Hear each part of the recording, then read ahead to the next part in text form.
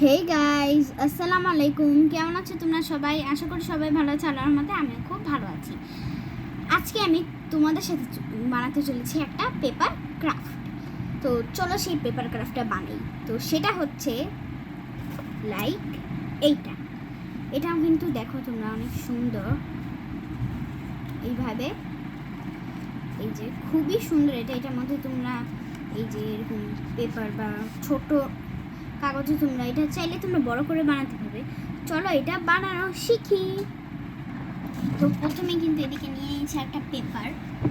দেন এই পেপারটা দিয়ে ভালো করে আমরা এখন শিখবো হচ্ছে একটা ক্রাফট। চলো, আমি কিন্তু একটা A4 সাইজের পেপার নিয়েছি। এখন এটাকে আমরা হচ্ছে ফোল্ড করব। তো আমরা এই জায়গা থেকে একটু পর্যন্ত এখন ফোল্ড করব। দেখো তোমরা ভিডিওতে যেভাবে দেখা যাচ্ছে, এই যে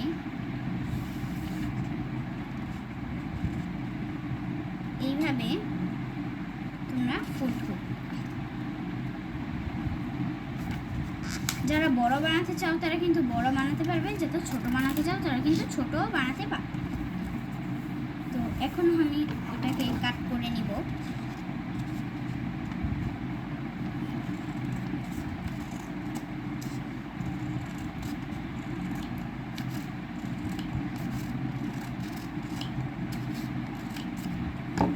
এই যে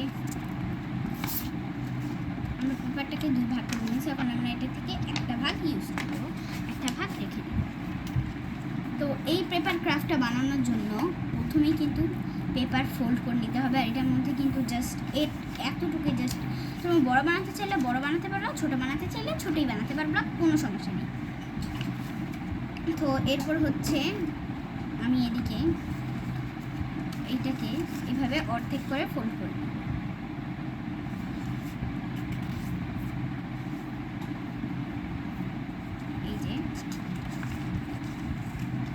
এই যে এভাবে ফোল্ড করার সাথে কিন্তু দেখো এদিকে একটা লাইন এসে পড়েছে। এই যে আমি একটু কাছের থেকে দেখিয়ে দিচ্ছি, এদিকে একটা লাইন এসে পড়ছে।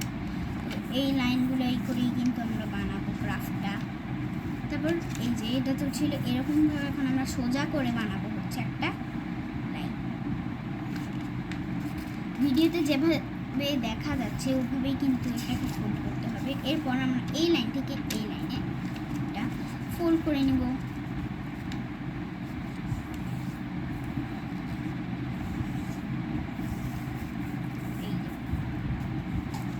এইটাকে এই সাইডের মতো করে নিব।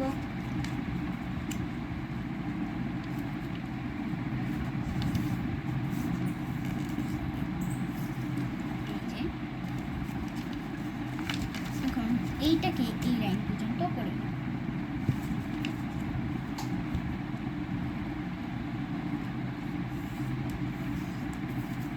তো ডান। এটাকে আমরা মানে সেম দুপাশে একদম সেমই করে নিতে হবে।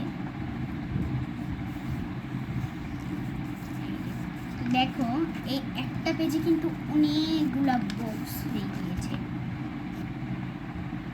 দেখতেই পাচ্ছ তোমরা, এখানে অনেকগুলো বক্স হয়ে গেছে। তো এই পেপারটাকে মানে এই বক্সে এই লাইনটা পর্যন্ত এইভাবে ফোল্ড করে নিতে হবে। চার সাইড এরকম করে নিতে হবে।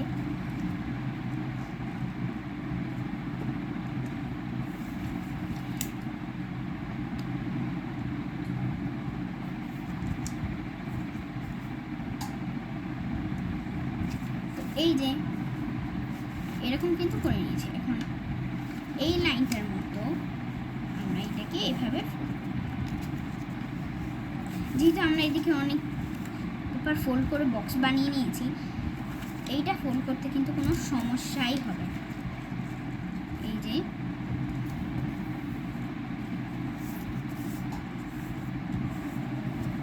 ভালো করে ফোল্ড করে নেওয়ার পর এই যে সাইডটা আছে এটাকে এইভাবে ফোল্ড করতে হবে। এইটাকে এভাবে, এই যে দেখো এখন এই যে যেটা, এই যে আর এটাকে মাঝখানে এভাবে ফোল্ড করব। এখন যে এইটা আছে এটাকে এইটার মধ্যে অ্যাটাচ করে দেব।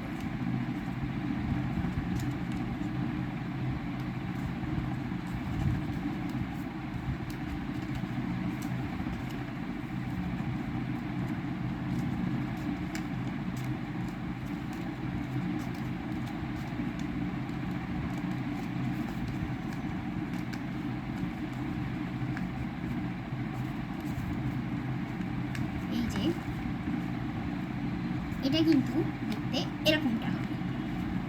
এই যে এদিকে আছে এটা আমরা একটু এইভাবে ফোল্ড করে নেব যাতে এটা একটা স্ট্যান্ডের মতো সুন্দরভাবে থাকে।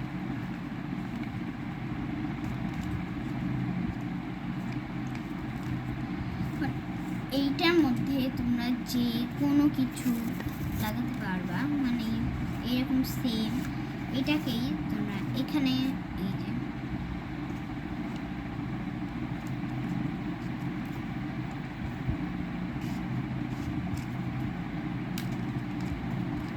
এই যে এভাবে রাখতে পারবা। তো আমরা তো শিখে গেলাম এরকম, তোমরা চাইলে একটু বড় সাইজের বানাতে পারবা। এরকম বানিয়ে কিন্তু সুন্দর সুন্দর কথা লিখে টেবিলের মধ্যে সাজায় রাখতে পারবা। ক্রাফট টেবিল, স্টাডি টেবিল, তারপর আরও আমাদের হোম ডেকোর করতে পারবো আমরা। তো শিখে নিলে তো তোমরাও এখন এটা বানিয়ে সুন্দর সুন্দর কথা লিখে তোমরা তোমাদের টেবিল, ঘর ডেকোরেট করতে পারো। তো আজকের জন্য বিদায় নিচ্ছি। তোমরা সবাই ভালো থেকো, সুস্থ থেকো। আল্লাহ হাফেজ।